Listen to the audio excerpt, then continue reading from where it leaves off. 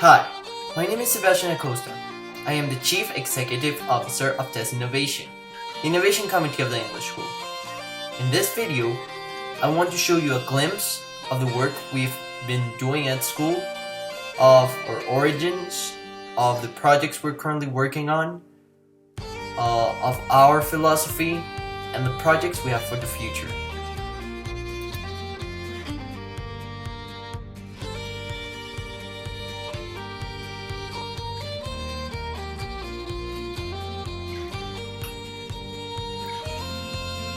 Now that we have an overview of what we're going to do today, it is important to discuss what is innovation. Innovation is a very complex concept.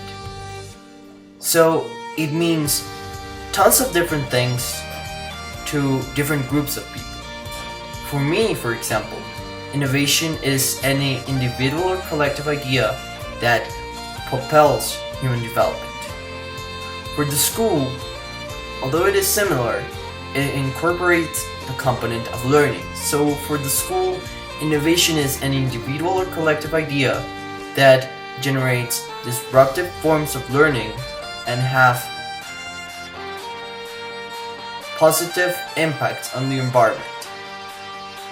So any idea that generates disruptive learning and has a positive impact on the environment is innovation for the school. Now, one wonders, how do we propel that innovation at school? Innovation is promoted and fostered through technology, disruptive learning projects, and workshops, which we will cover in later sections of this video. We generally tend to try to give evidence of how innovation is presented in our school. And the biggest evidence is what we see in the classrooms. It is the interaction in between the knowledge, the teacher, and the student. When we see the student and the teacher interact with knowledge in a disruptive manner, in a different manner, and we see both the student and the teacher enjoying themselves in the classroom, enjoying their interaction with knowledge, and enjoying their learning process, we consider our goal successful. In other words, when we see that the disruptiveness we implement at school has a positive impact on the emotions of our teachers, of our students, of what they do, we see the positive change that we want to make, and we consider our mission successful.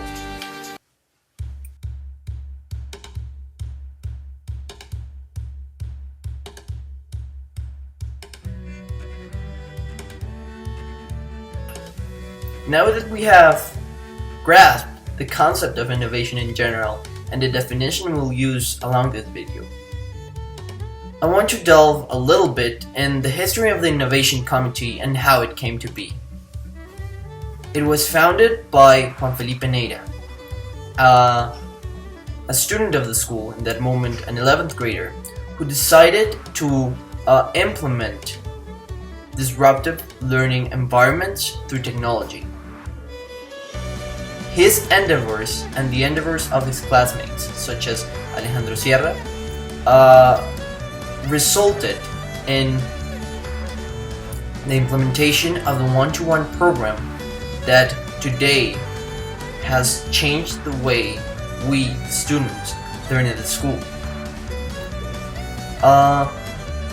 Although Neira's project continues to be relevant, the Innovation Committee has evolved beyond that, and now not only seeks to implement more technology in school, but rather to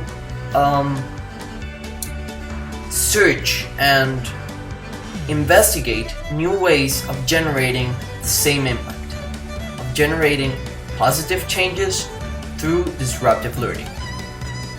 That is the current mission of the Innovation Committee of the school, and that is what we are striving to do through other of our projects, such as Lego Serious Play, Challenge-Based Learning, Synergistic Thinking Implementation, and Aluna, a surprise project I'll talk about at the end of this video.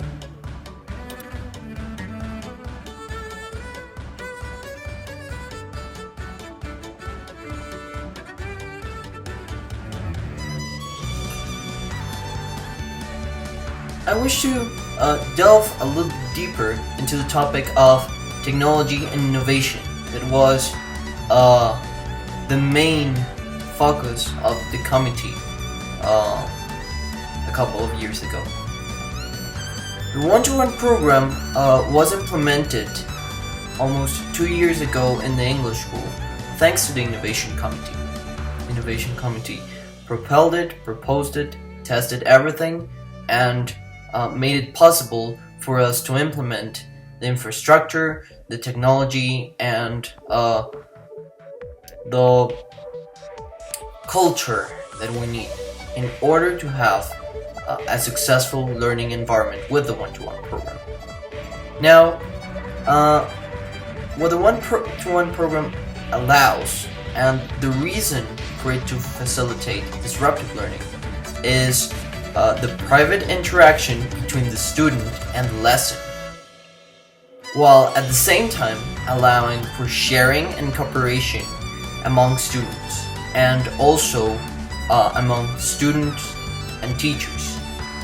This forms a unique bond in between the knower, or let's say the main receptor of the knowledge itself, and the teacher. The one-to-one program includes an iPad per student, a video beam, and other tools that allow the student to have an independent learning environment and at the same time a cooperative learning environment, both within the web and within the classroom. Currently, TES Innovation has evolved beyond the scope of technology, and although the one-to-one program continues to be a very important part of our learning process, TES Innovation has tested and is currently furthering projects in order to implement other methods of disruptive learning in the classroom. Amongst them are Lego Serious Play and challenge-based learning that will be covered in another section of this video.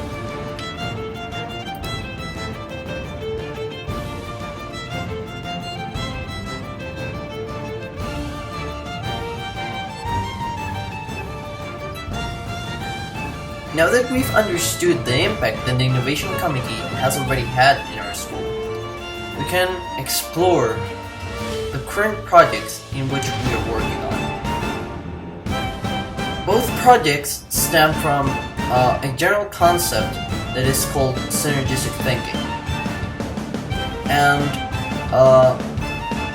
both Lego Serious Play and challenge-based learning, which are on two main contributions for this generation, basically aim to trigger synergistic thinking, which is a form of very effective disruptive learning. In this section, we're going to explore what is synergistic thinking, we're going to explore what is CBR, what is challenge-based learning CBL, and what is Lego Serious Play. By understanding these three key components, we're going to understand how the shift in perspective of the Innovation Committee is currently helping to propel and to foster disruptive learning in our school. Okay, in order to fully understand the process that we go through with our students, we must understand what synergistic thinking is. Synergistic thinking is a mixture in between two different and opposite learning styles. The first one is fact to generalization learning style. The fact to generalization learning style has as a basis giving the students a certain set of facts or very small challenges, for example, math problems, for them to solve. Through solving them, in other words, through practice, they eventually grasp a concept, and from this concept, they get to a general rule. So, for instance, if they are trying to grasp calculus, they are first going to be given a calculus problem and are going to be told to investigate, or are going to be given a very tiny set of rules, which are the facts. From this, they can infer the concept of differentiation, and finally the general rule for differentiating in calculus. The opposite is true for language learning, for example, in general the grammar rule is given before the concept of where is applied is given, and finally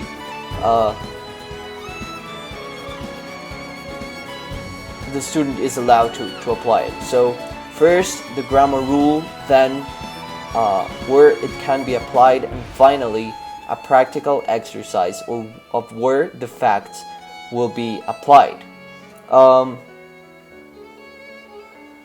In this order of ideas, we can say that synergistic thinking is the mixture of these two powerful learning styles in order to propel disruptive learning, a learning that is not necessarily based on facts or generalizations, but that mix both learning styles in order to create a more dynamic environment in every classroom. Now that we understand what synergistic thinking is, we can proceed to analyze how LEGO series play and challenge-based learning are intertwined in this process. So, by posing challenges or posing very concrete kinds of challenges, LEGO series play and challenge-based learning basically allow the student to shift in between these two modes freely, and to shift without even realizing they are shifting.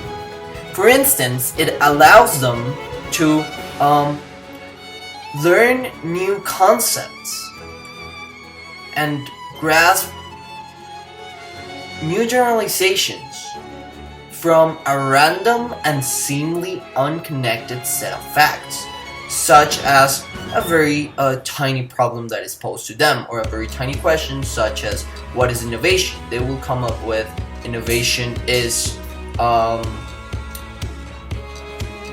propelling development, innovation is technology, innovation is technological advancement, and from these facts we can build up a concept, turn that into a generalization such as innovation equals disruptive learning, and then apply that onto a new challenge, like how would you propel disruptive learning in school, and they would infer a whole new set of concepts just from the generalization they just got to.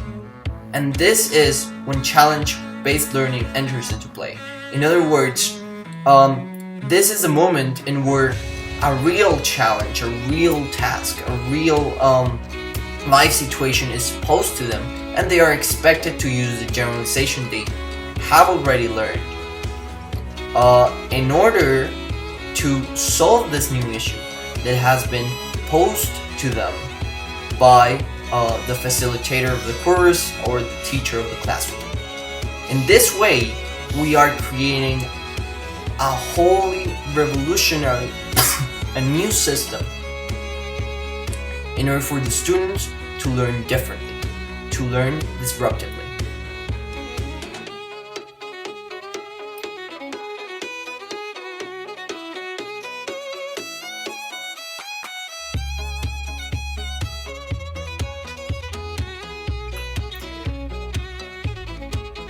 It is time to talk about the future, bearing in mind we've already talked about the past and we've already talked about the present. The future of the English school and the future of the teachers of the English school lies in Luna, the TES Academy of Excellence.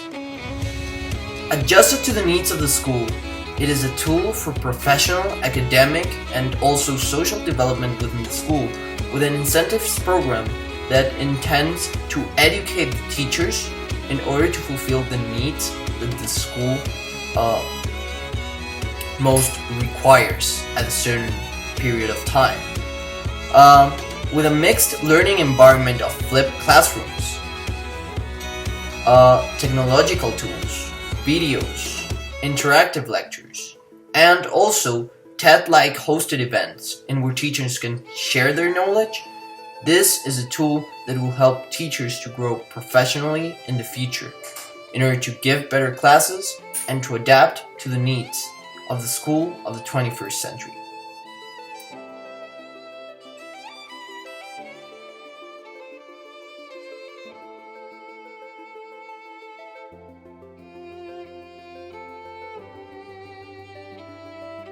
As a final remark, I wish to thank Juan Felipe Neira, the former Chief Executive Officer of TES Innovation. I also want to thank Enrique Perez, who makes most of the activities of the Innovation Committee possible. And I also want to thank the staff of the Innovation Committee, who currently works by my side in implementing most of these projects in the school.